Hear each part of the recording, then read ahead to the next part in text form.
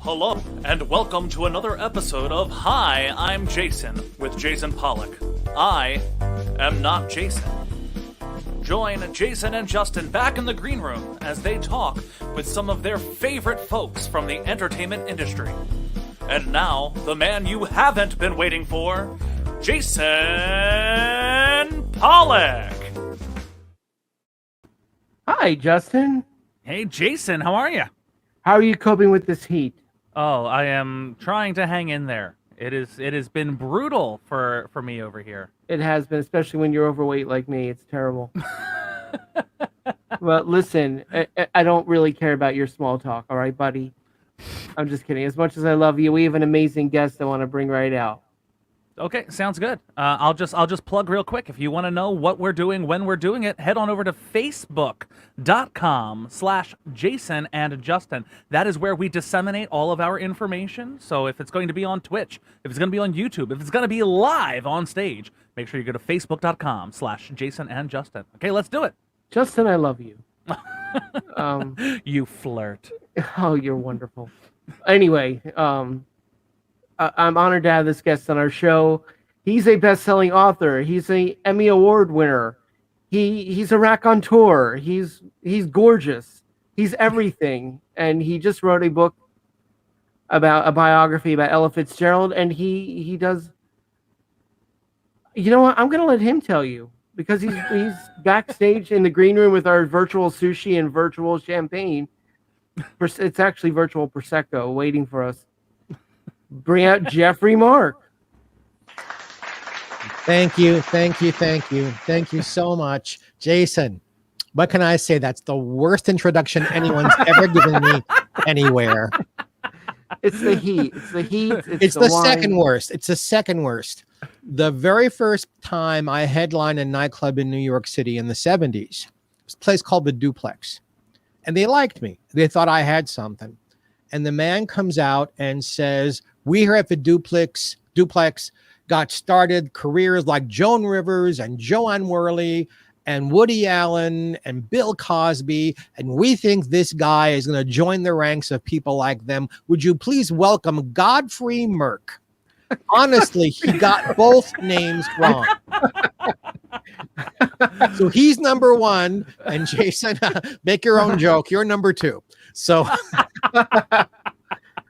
You know, by the way, I love the graphic of my friend Beverly Garland screaming like that in the background. You know Beverly Garland? Oh, sure. I met Beverly Garland on my 8th birthday. I was at Universal Studios on the set of a sitcom that had no chance. It was called Pistols and Petticoats. And it starred Ann Sheridan, who was already dying from cancer. And Bev was the guest star that week. And, you know, I was this little, very short, orange-haired little pixie of a kid with this, you know, how can this kid be so smart thing about me? And they thought, oh, this is so sweet. And Bev put me on her lap to run lines, thinking it would last for 5 seconds. I ran whole scenes with her. She was like, not only can you read, you know how to act. And then Ann wanted to do it. So I sat on Ann's lap running lines with her. And many years later, Bev pulled me aside and said, Geoffrey, do me a favor. I try to be younger than I am. Please stop telling people you sat on my lap. I'd really appreciate that. And how old were you at the time? That she asked me to stop sitting on her lap or when I sat on her lap? Both. I was 8. It was my 8th birthday. That's why I was there. Oh. And, oh gosh, I guess Bev and I reconnected when I was in my 30s. You know, once I started becoming famous, you meet people and you do things. Bev owned a wonderful hotel in Studio City, California, that a lot of people used for benefits and fundraisers and Hollywood autograph shows. And I would often perform there for charity, and Bev would be there, and we reconnected. You've just begun, and I'm already astounded at your life. Yeah, that's how I feel when I wake up, except I wait till I have my first cup of coffee before I call myself gorgeous. I appreciate that. Okay, I'll go with gorgeous. We'll go with that. We'll keep I was going to exclaim sex symbol, but that's me. You know, it's funny. I get sexy daddy a lot these days. We got silence. And Justin is laughing because that's what he was thinking. Oh, absolutely. I was just trying not to lick my lips on camera. Hey, Justin, it's mutual, kiddo. Oh my. Uh, You flirt. You bet. Just don't tell my girlfriend. She can join in. I'm open-minded. Hey, I can probably teach her a thing or two. And think about how talented she would be after that, Justin. They're very true. I mean, especially although we'll get to some of your, at least one of your bedroom partners in a little bit, but but I want to ask something, especially if someone who has such a career like yours, that you everything from author, from everything that you've done, on stage, on screen, and behind the scenes. What was the moment for you that really felt like, you know what, I'm doing something? Oh gosh, I don't know that there is one moment. Oh. It's a series of moments. I've known since I was 2 years old that show business was going to be the only thing for me. So that's a moment.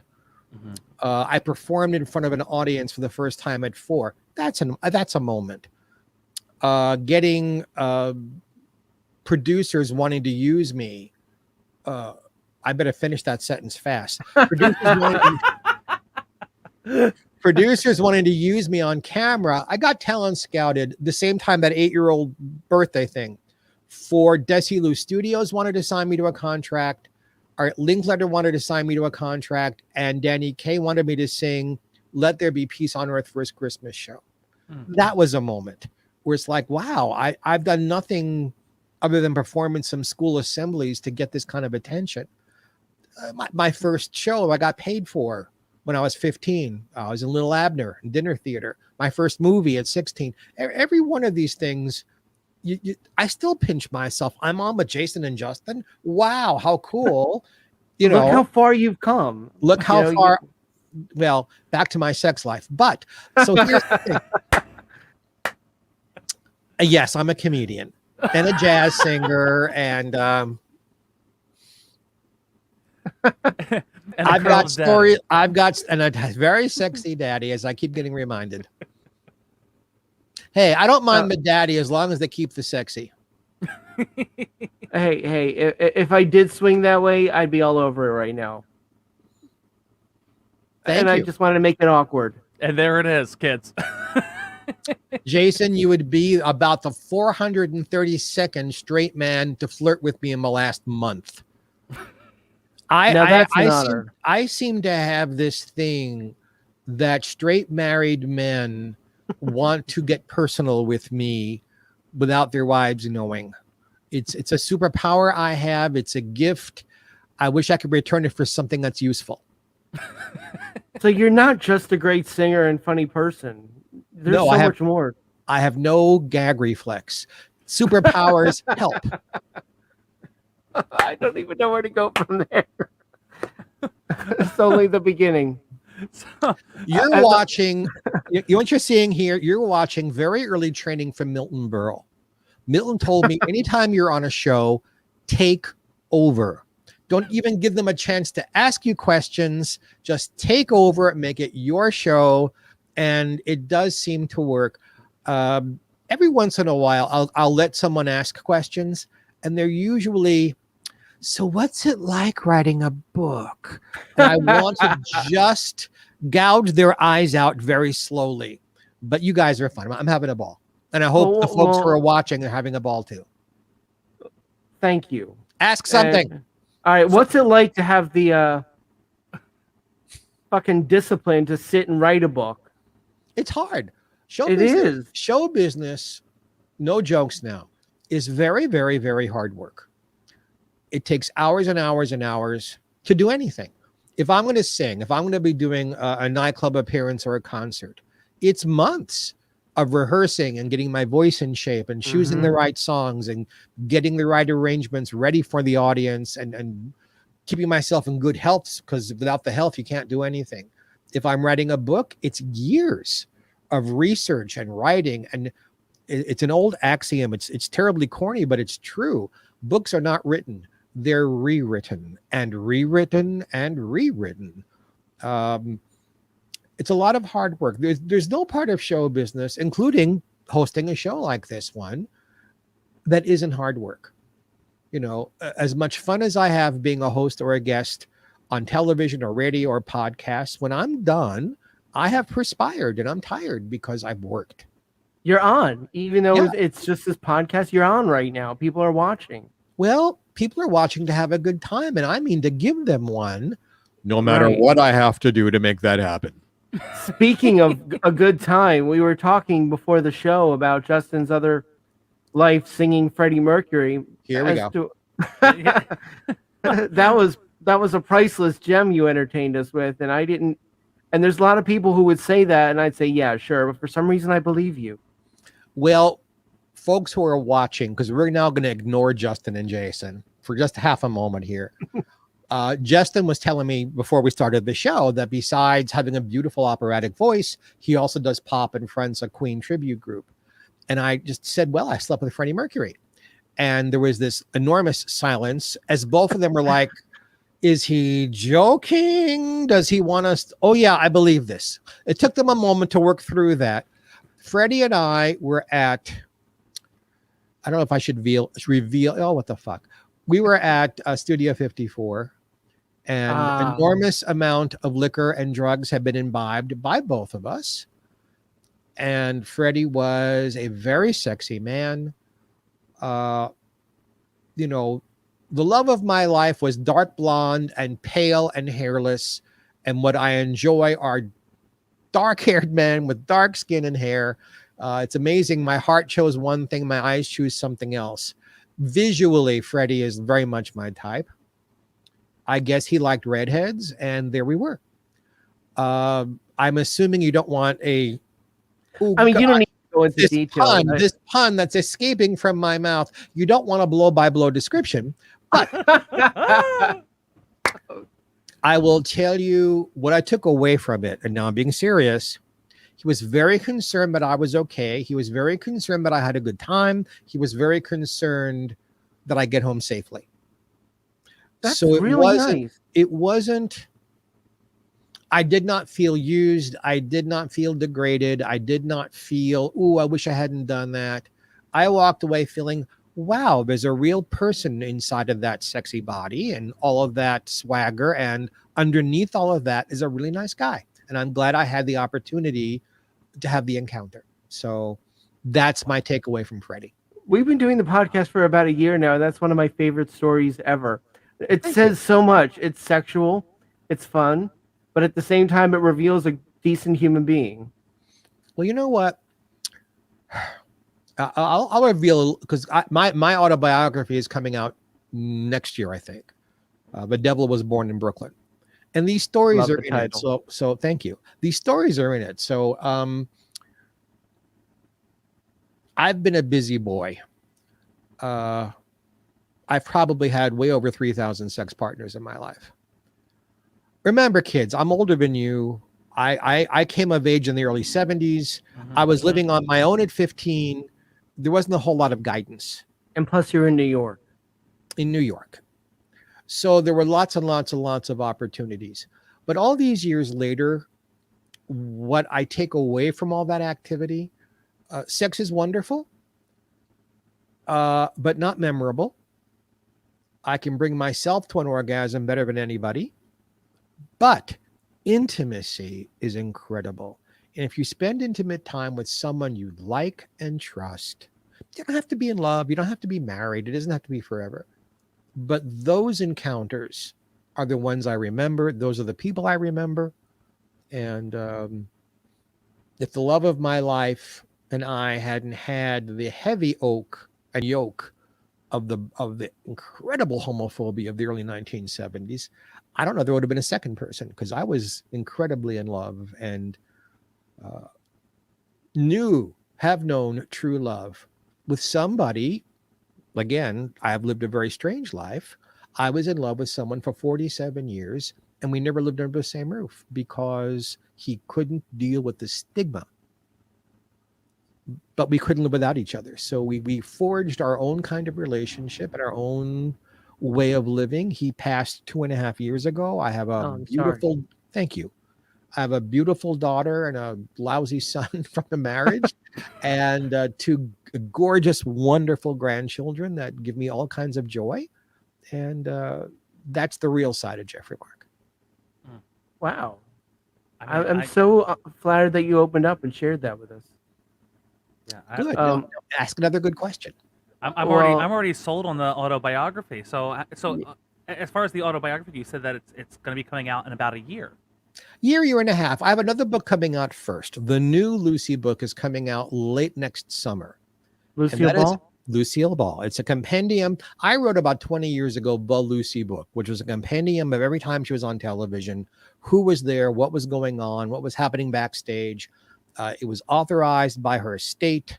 Steve Allen had written a foreword for it. And I interviewed practically everybody who worked on her shows through the years, from live TV till she died.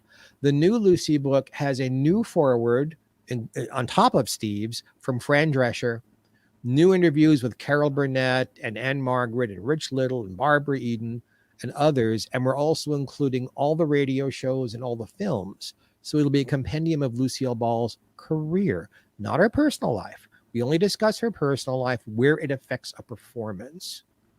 And that's what's coming out late next summer. My autobiography after that. And I think directly after that or before that, I am co-writing Amber Lynn's autobiography. And you guys should have Amber on. Wow. We had Ginger on. Ginger is not the same person. Amber No, I know that. Amber, yeah, don't say to Amber ever, we had Ginger. Just no. Amber is the bigger star. Ginger coattailed on Amber's name and popularity, but Amber's story is compelling, and she's a dear friend besides being a coworker, and you will enjoy her. We'll I've definitely have to waited reach out. for someone to tell me I would enjoy Amber Lynn since the 80s, but You knew that already. I did. So Go ahead, Jason. no, Justin, you have better questions. No, I most certainly don't. I was just going to, especially you were just talking about that how the Lucy book had the blessing of the estate. And another book that is released that I'm looking to get my hands on so that I can devour it is your book on Ella, who also has the blessing of Ella's estate. And that took an awfully long. Both those books took just years and years and years and years to work on. It's a funny thing. I am a show business historian. That's part of why I have so many stories. There is this Forrest Gump thing about me that I just, for some reason, end up in the right place at the right time. Like I was a witness to John Lennon's assassination. Really? Oh yes. I just happened to be walking down the street when bang, bang, bang happened. I looked that way and there they are. I witnessed 2 bank robberies, just walking down the streets of Manhattan, looking at a bank window, and there's guns and masks. And you are like a real life, more energetic Forrest Gump. But I don't know why. I knew the name Ella Fitzgerald, but I didn't really know what she did. And this is well into the 70s, and I'm a grown man already, or at least I'm a late teenager. And in 1977, Dinah Shore had a television show called Dinah ! And she had on First Ladies, and her guests were Lucille Ball, Beverly Sills, Elizabeth Teller, and Ella Fitzgerald. And a dear friend of mine who's long since gone from AIDS, but was a big cabaret star in New York in the 80s, David Little, and I were watching the show together, smoking a joint. And Ella came out with Tommy Flanagan and a trio and sang I'm Beginning to See the Light, and a song written by my friend Paul Williams no one's ever heard. I sing it all the time because nobody's ever heard it, called Ordinary Fool. And I just went, who the hell is this and how does she do it? And in those days, there weren't all that many Ella albums out, just in that one moment in time. And there was a place in New York called the Colony Record Store on Broadway and 52nd Street. If you wanted to buy a record, it would be there. And I happened to be there when another celebrity was there. And I'm going to give you a senior moment because the name is right over here someplace, but it's not right here. The man who starred in Rocky Horror Picture Show. Tim Curry? Tim Curry was there. And I just said to him, I don't know anything about Ella. Can you teach me? And he took me through the bins, telling me what I needed to listen to first et cetera, which is a nice coda to the story, is I just saw Tim about 5 days ago and reminded him of the story. He didn't know it was me. I mean, he remembered helping someone, but he didn't know that I was the person he helped. I said, remember? Yeah, I was the guy. So Tim Curry got me started on Ella. And I began going to her shows and doing what I do. And by the late 80s and early 90s, I was helping Ella to pick her songs for her concerts because she was known for not going out on tour and just singing these 14 songs. This is the Mac the Knife tour. No, she sang what she felt like singing every night. And she did 2 shows. It could be 2 different song lists. But by the late 80s and early 90s, she was singing the same stuff over and over and over again. And I said, I can fix that. I can choose songs that are still in her range, that aren't things she really can't do anymore, and did song lists, which led to my eventually doing it for her record companies and writing album notes and choosing songs and selecting the running order, for which I was nominated for a Grammy. And the book is the result of all of that. Congratulations on that. Seriously, that's what a life. So how did you? There's a big gap there that would probably take a while to explain. But how did you go from Tim Curry saying you need to listen to Ella Fitzgerald to working for Ella Fitzgerald? Kismet, or any other Broadway show you want to mention. I was working on Broadway. I was singing in nightclubs. And then in my middle 20s, I became an alcoholic and a drug addict. And it was just too easy to stay home, get loaded, get high, get laid, and not do the hard work of show business and not risk being told you're rejected or you're not wanted or we're going to hire somebody else. So the only thing I did in the 80s was raise money for HIV, which is a whole different story, how I am this much a reason why AMFAR exists. Because the woman who started AMFAR, Dr. Matilda Krim, came to me. She said, the president won't help, the governor won't help, the mayor won't help. Can you do anything to help me raise money? And I put on live variety shows in Prospect Park in Brooklyn. And she took that money to Elizabeth Taylor, and the two of them started AMFAR with that. And now AMFAR has $1.6 billion for research. Wow. I'm a little part of that, but that's all I did in those drug years. I turned 30. I moved to the West Coast. I realized that, life is going to be short if I don't do something. And I got clean and sober. And I've been clean and sober 32 years. And that led me to, oh, goodness gracious, what happened to all of that talent and drive? What can I do to be back in show business, but doesn't have daily rejection? Well, I could write a book.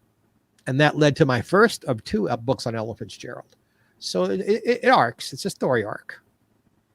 Now, you play Ella as well? I don't impersonate her. I do nightclub and concerts singing the Ella Fitzgerald songbook. Okay. Sometimes using her arrangements, sometimes using some of my own. Ordinary Fool, we recorded with a Jeff. Oh gosh, I'm having one of those. I didn't have enough coffee today. Obviously, I have no energy and can't think of anything. Are we draining you or draining you? What's happening? No, nobody drains me, baby. It's been tried, and their jaw wears out after a while. I could smell that one coming. I've had dates like that. Justin, you opened the door with that. I knew that I am recording an album in the fall called Geoffrey Mark Sings the Ella Fitzgerald Songbook, which will have some of her arrangements, some I've had written for me. There's a wonderful man who does all the work for many of the award shows. I'm just losing his name, Jeff. I know his first name is Jeff. Jeff, I apologize to you, but no, I don't put on a dress and try to look like her. So I wrote a book about Ethel Merman. And I flew into New York and came into New York at 10 o'clock at night to be on a midnight radio show with someone whose name I won't mention because he was a jerk. And I get to the radio studio after being in the air for 6 hours and then fighting New York traffic to get to my hotel and then get to the radio station. And the show is already on the air. I'm joining it. And he goes, well, you're not Ethel Merman in drag. I said, correct. I am not Ethel Merman in drag. I've written a book about her. He was so disappointed. He barely interviewed me. So no, I'm not a drag performer. Drag is not my thing. I know it's a big part of gay culture, and I've marched. Just because you're gay doesn't mean you have to do drag. I've marched on the streets of New York, putting my life at risk so that people who want to do drag can do it without being harassed. But it's not my thing. Okay, so it is we just had time an awkward for a silence question. Time for a question. I'm so entranced with the story that your story in general, that I just thought, oh crap, I'm interviewing. I'm supposed to ask a question now. Okay. 1976 was the first year that I was in a gay march. And in those years, it wasn't a parade. It wasn't naked people. It wasn't floats. It wasn't ooh-ah music. It was serious people not wanting to be killed, not wanting to be thrown out of their apartments and homes, not wanting to be turned away from medical help or thrown out of a restaurant. Right. Those parades weren't about having fun then. It was about it wasn't a parade. It was a civil rights march. And we started from Christopher Street in Manhattan, in Greenwich Village, and marched up Fifth Avenue. And when we got to St. Patrick's Cathedral, somebody in the Catholic Church arranged for a mob to meet us. And we were stopped. The mob had broken glass, bottles, and bricks. And we were like 6 or 8 wide. I was right in the middle. And somebody, bless his heart, called my name. And I went, what?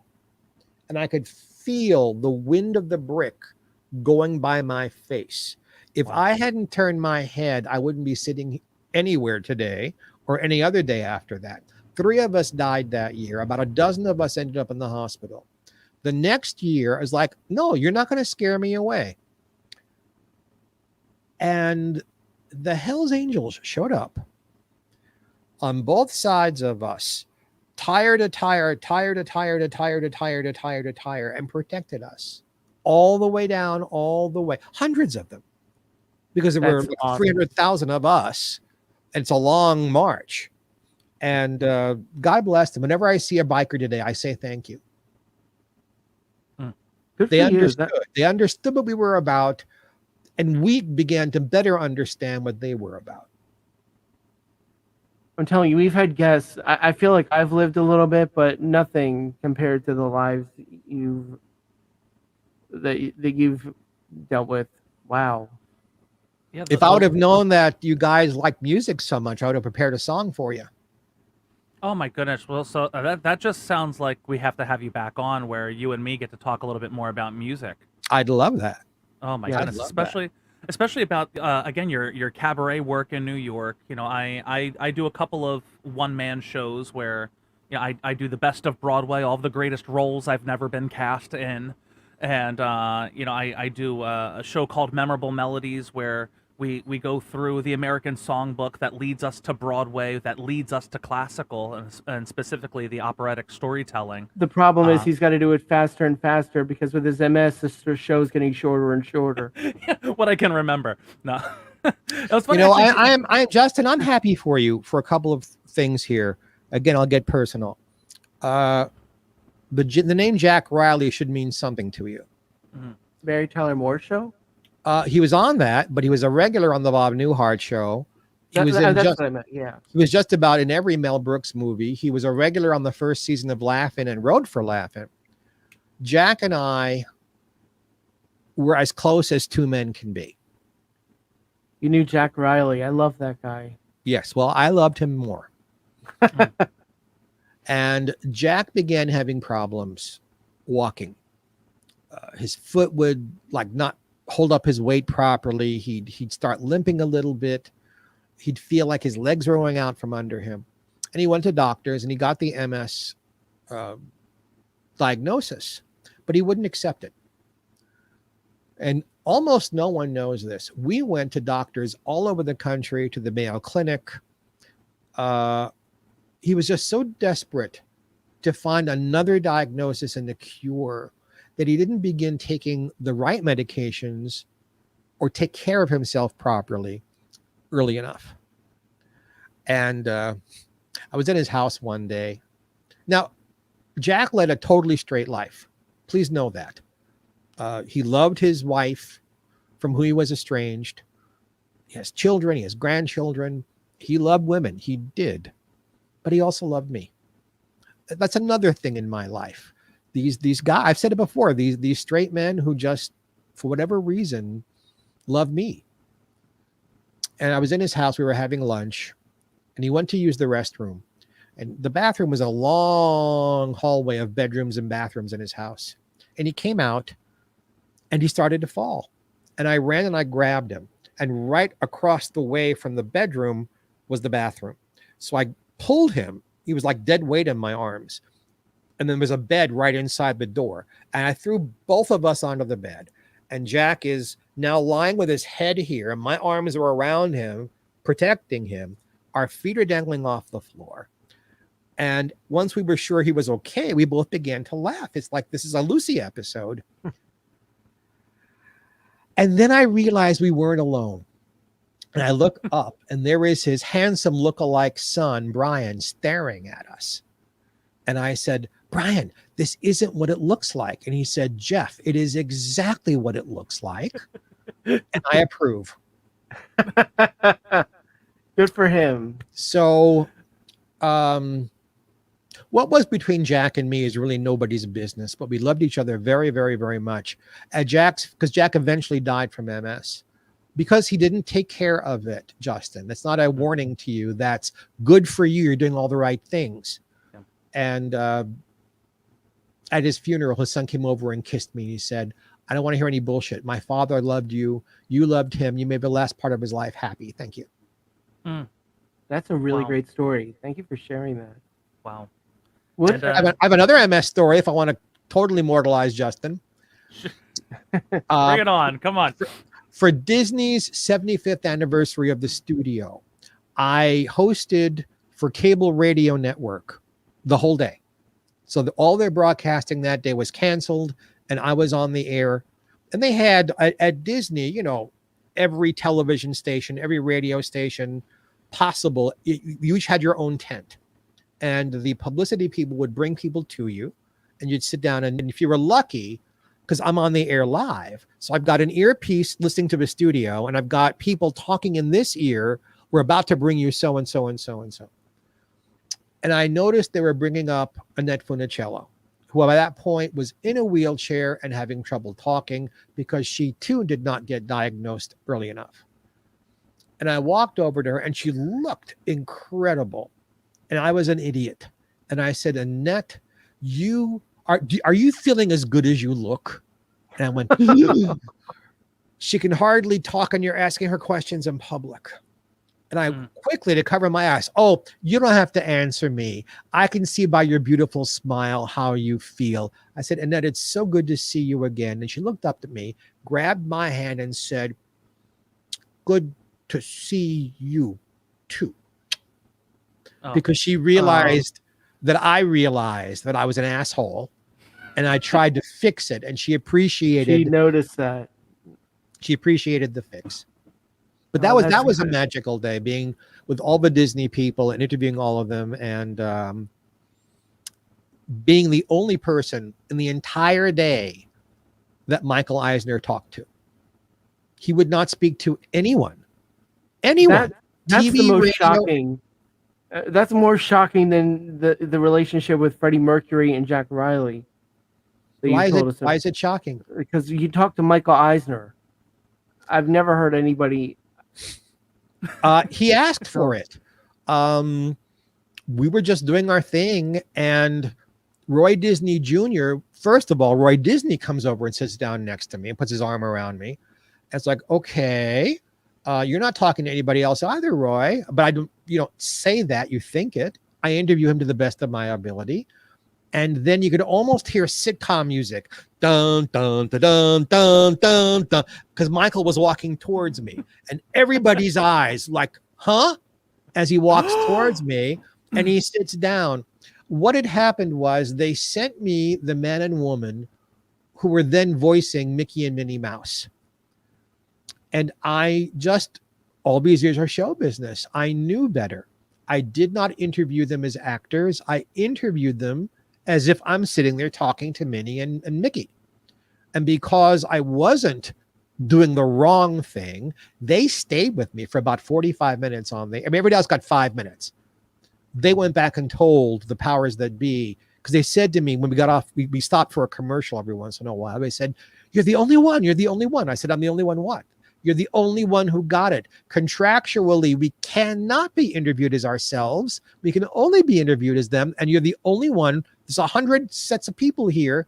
Everybody else didn't get it except you." I have to assume that's why I got Michael Eisner and Roy Disney. Is that the actor in you that picked that up? Maybe the broadcaster in me, or maybe I do have superpowers, and one of them is being highly intuitive, like, "Oh, I know what you're thinking," or "Oh, I know what needs to happen here." That's served me fairly well in my life. So that definitely seems to have been a gift for you to be able to read the situation as a whole, and not just maybe the snapshot of what the situation could be, but you seem to have been able to understand the greater scope of what things have been in your life. Look, I've made as many mistakes as everybody else has in my life, but I do seem to have an ability to sort of take one step back and look at the big picture of something and go, "Wait a minute, before I open my mouth, or before I commit myself, or before I let somebody else, stab themselves in the thigh, let me speak some truth. Let me open some light on this, because it should be this way, not that way." And sometimes I end up stabbing myself in the thigh anyway, but more often it helps me, or it helps somebody else. Justin, those dimples are driving me crazy. Good heavens. He's not only that, he's tall. I'm not. Oh, I'm. Everyone's tall compared to you. I'm only 6 feet tall. So. Well, I'm 5'6", so you're right. Ask your girlfriend how much just for an evening. Would you make him sing to you? Because I mean, that would woo me. When he sings, all I think is this guy's got the best voice I've ever heard anybody ever use. He's running away. We have. No. I was getting my ukulele because I'm going to sing you my favorite, at least a little bit of my favorite. Actually, the very first standard that I ever learned, Okay. American Songbook tune. So, and since we're being amorous, why not? So Go ahead. Let me hear it. It must have been moon glow, way up in the blue. It must have been moon glow that led me straight to you. I still hear you saying, "Dear one, hold me fast." And I started praying, "Oh Lord, please let this last." We seem to float right through the air. Heavenly songs seem to come from everywhere. And now when there's moon glow, way up in the blue, I always remember that moon glow gave me you.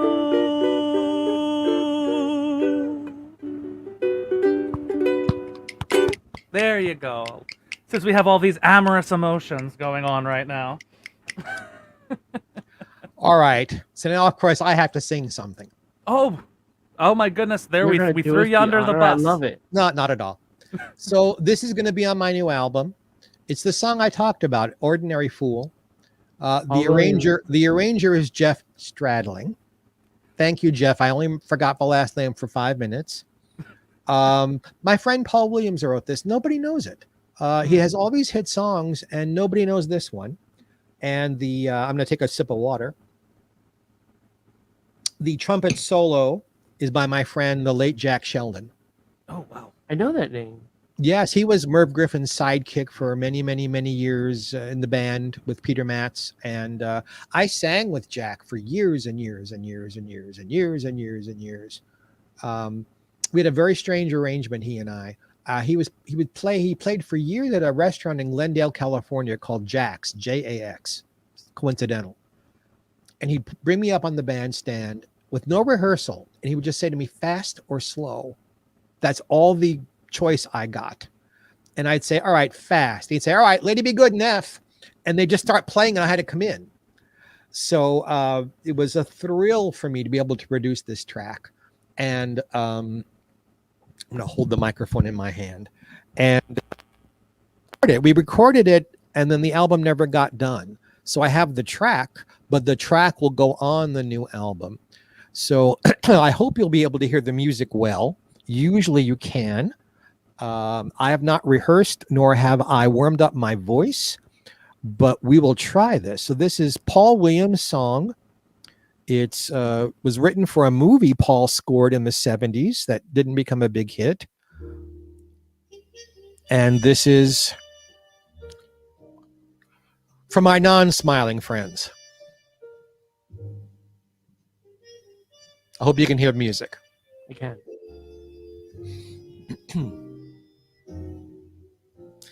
Only a fool like fools before me, I always think with my heart. Only a fool, the same old story. Seems I was born for the part.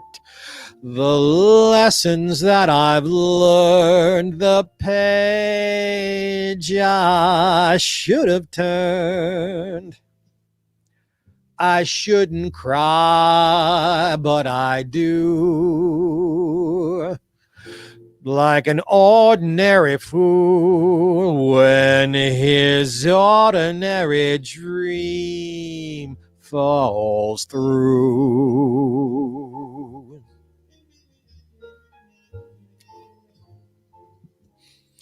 How many times have I mistaken good looks and laughs for bad news? How many times have I mistaken love songs and laughs for the blues, when the road I've walked before ends alone at my front door?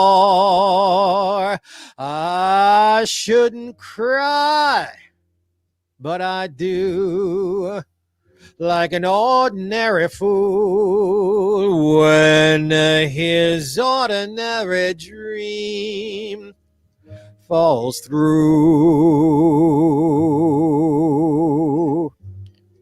Tell him how I feel, Jack.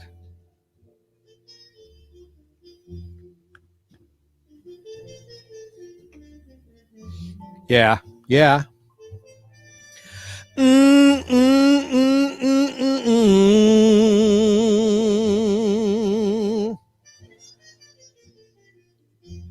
Don't tell him too much.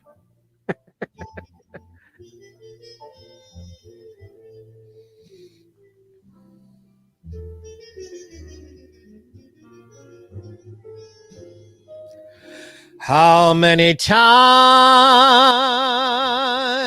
have I mistaken good looks and laughs for bad news? How many times have I mistaken love songs and laughs for the blue-goos,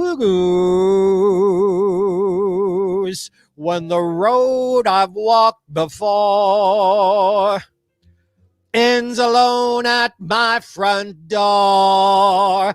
I shouldn't cry, but I do, like an ordinary fool When his ordinary dream fog goes through, like an ordinary fool. When his ordinary dream falls through, ordinary dream falls through,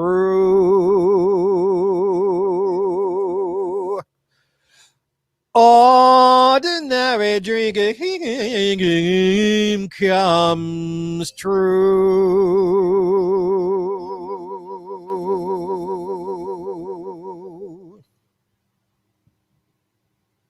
Very cool. Thank you. Holy shit! If I mean, if you sound that good and you're cold, holy crap!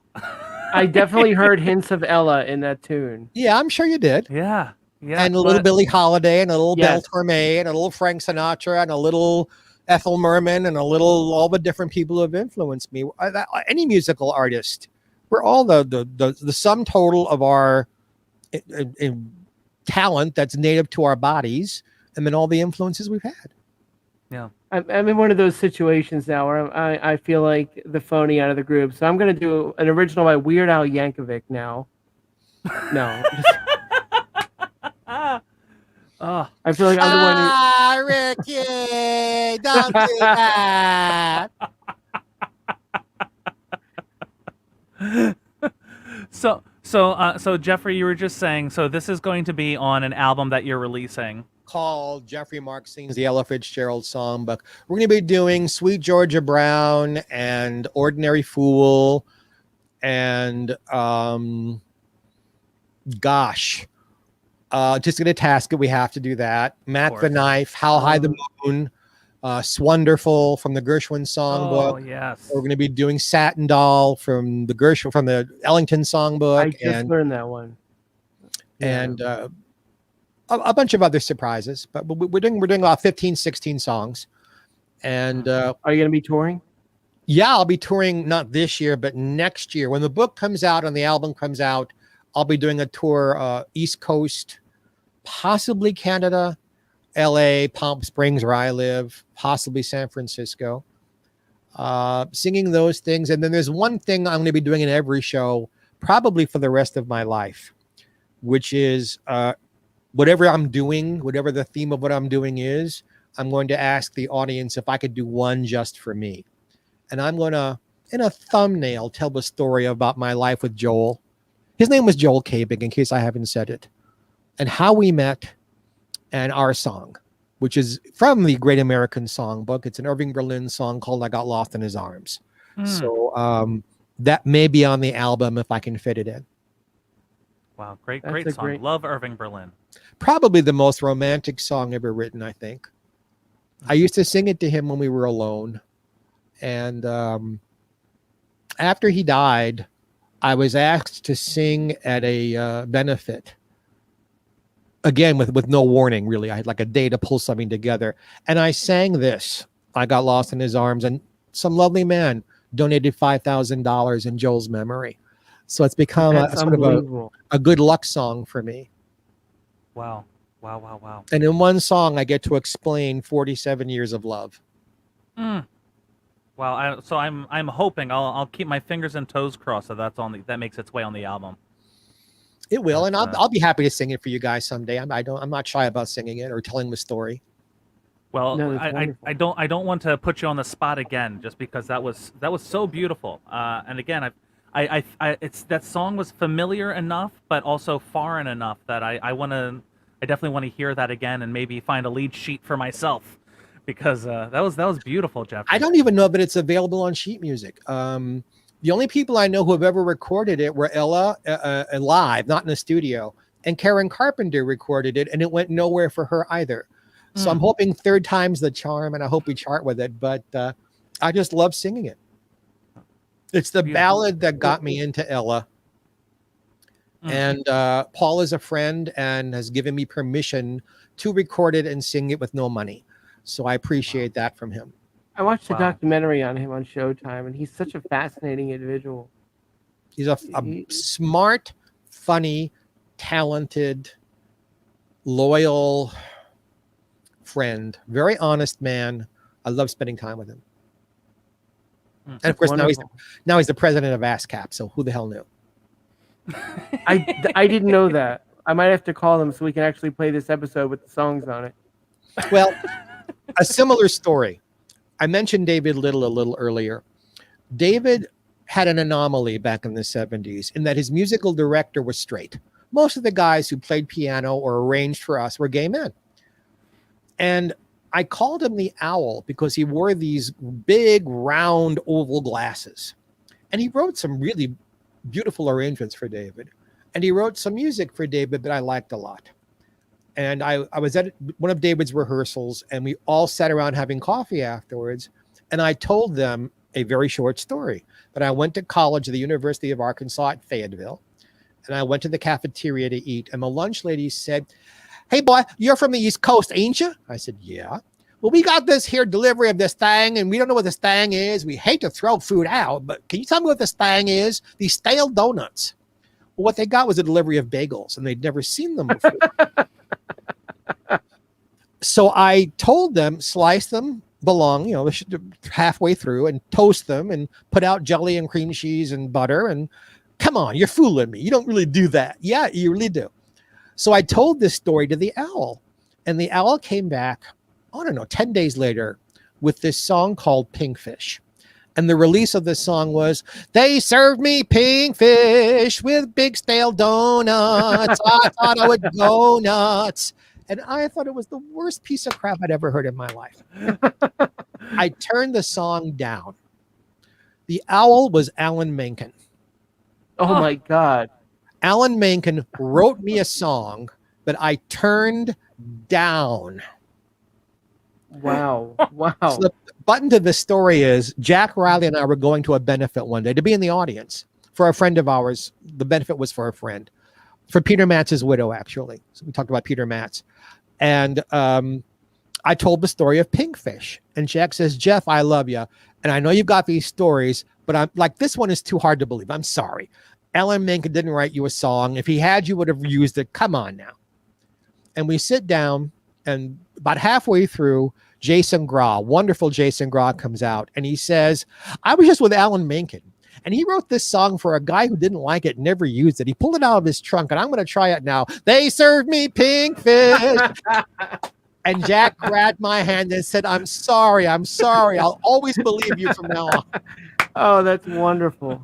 Who knew? I mean, that I'd tell the story of the same day Jason would be singing the song. And I went backstage. I said, "Jason, I'm the idiot who turned the song down." But you know what? It's still not right for me. But Jason does it brilliantly. See, it was a good song. It was the wrong performer. Right. Oh, that's That's wonderful. and as I'm looking at the clock, I know we're getting to that point where we have to start thinking about wrapping up. As much as I hate to be thinking about such a thing, I know I could talk to you for hours, Jeff. May we mention Geoffrey Mark Plays Ella, available on Apple Tunes and most platforms out there. Every week, I play Ella's music on a theme and tell you all the stories behind it. This week's show is Ella and Duke Ellington Part 2. We've already posted up Ella and Cole Porter and Duke Ellington Part 1. When is it? It'll be out tomorrow.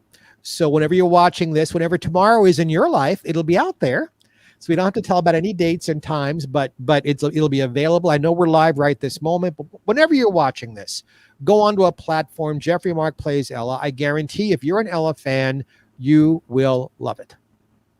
Wow, that's awesome, and I'm going to be listening. Yes, and for those of you, do not walk. And for those of you who are watching live, this coming Friday, I am guest hosting Main Street, and my guest will be the incredible soprano from the Manhattan Transfer, Cheryl Bentine.